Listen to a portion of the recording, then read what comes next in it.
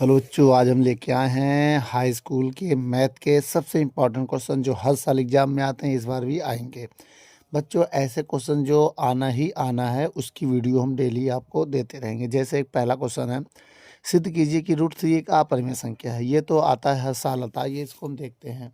अब जैसे बेटा √3 एक अपरिमेय संख्या है, हम इसको परिमेय संख्या मान के करेंगे। ठीक है, माना, अब यहाँ से हल कर रहे हैं बेटा, तो बहुत ध्यान से देखिएगा।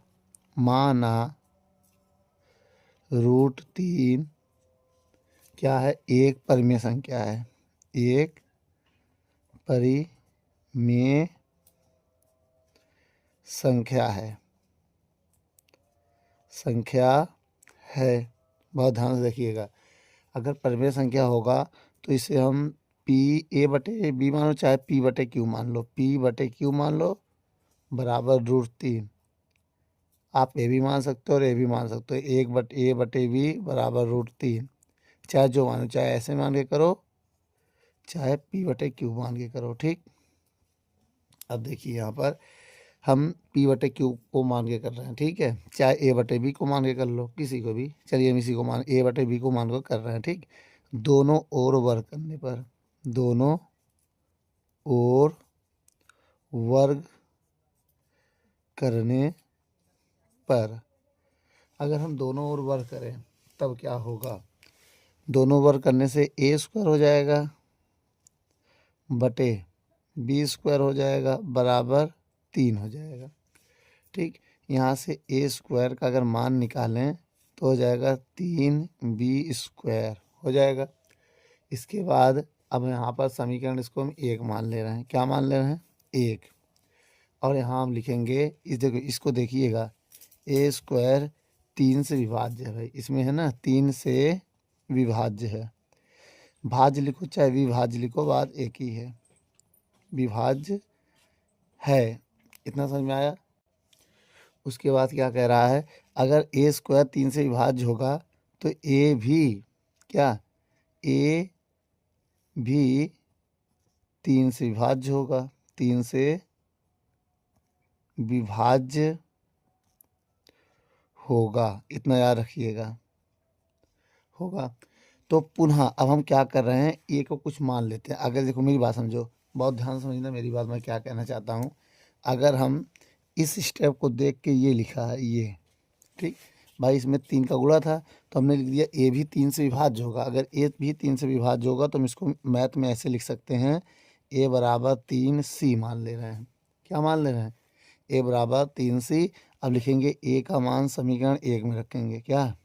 ए का मान समीकरण 1 में रखें, समीकरण 1 में रखने पर, अगर हम 1 में रखें तो क्या होगा? देखो, 1 में रखने का मतलब यहाँ रख रहे हैं हम, तो 3C का होल स्क्वायर होगा।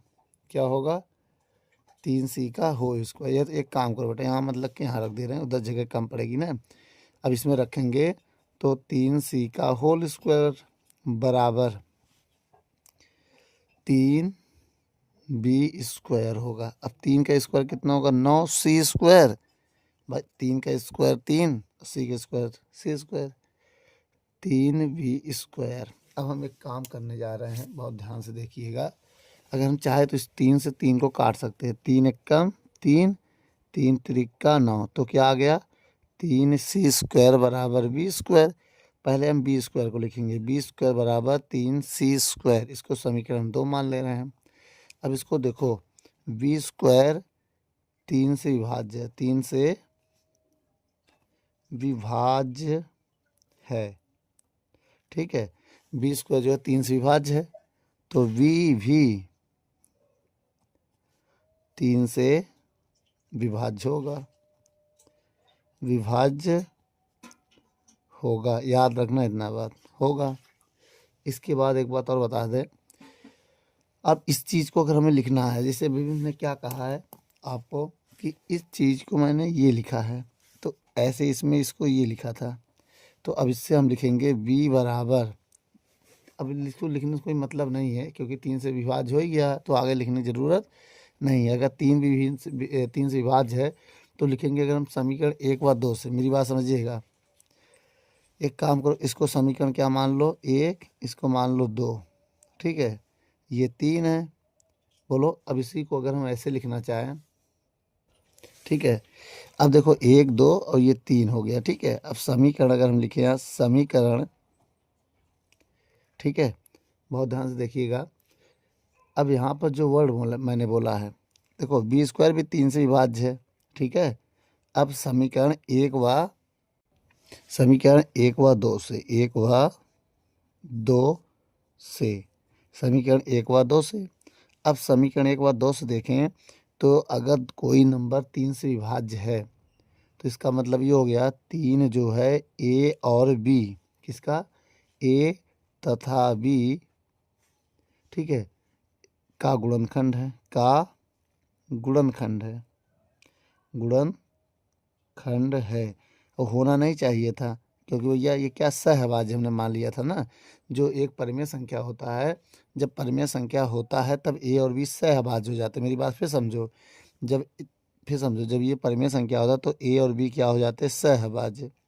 सहअभाज्य, सहअभाज्य का यह मतलब होता है जिसका एचसीएफ 1 हो, क्या हो, एचसीएफ 1 हो। ये है सहअभाज्य का मतलब, जिसका एचसीएफ 1 हो। अब इसमें जब 3 गुणनखंड आ गया तो इसका एचसीएफ क्या हो रहा है, 3 आ जाएगा, 3। तो इसका मतलब ये क्या है, ये हमारा ए और बी क्या है, सहअभाज्य माना था, जो कि नहीं हो रहा है। तो हम क्या लिखेंगे, 3 जो है ए और बी का गुणनखंड है, ठीक है, गुणनखंड है। अब इसके बाद लिखोगे कि जबकि हमने प्रारंभ में क्या माना था, ये सहभाज्य है, जो हमारी कल्पना गलत है। तो लिखेंगे यह सहभाज्य नहीं है, सहअभाज्य नहीं है, क्योंकि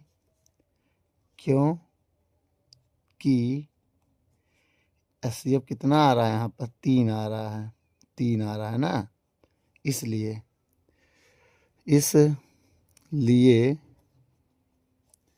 ए बटे बी, या इसलिए ए बटे बी ना लिखे, केवल √3 लिखो। इसलिए √3 एक अपरिमेय संख्या है, एक अपरिमेय संख्या है।